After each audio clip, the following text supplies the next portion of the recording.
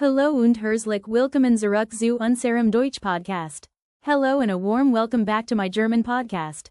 This is day 4 of your journey to speak German fluently and confidently.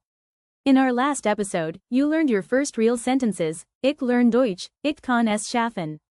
Today, you'll learn how to greet people and introduce yourself in German, one of the most useful lessons for beginners. Now, let's learn how to introduce yourself. These are sentences you will use every day, in class, at work, or when meeting new friends. You repeat after me, ready? Ich heiß. Name, example. Ich heiß Tamara. My name is Tamara. Keycap 2 Ich bin Alex. I am Alex.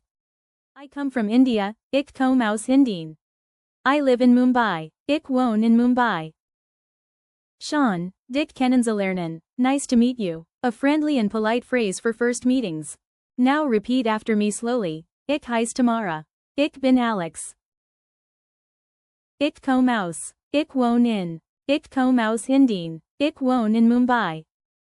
Schön, dich kennenzulernen. Super. You're already able to introduce yourself in German. Let's put it all together in a short conversation. Tamara. Hello. Wie heißt du? Hello. What's your name?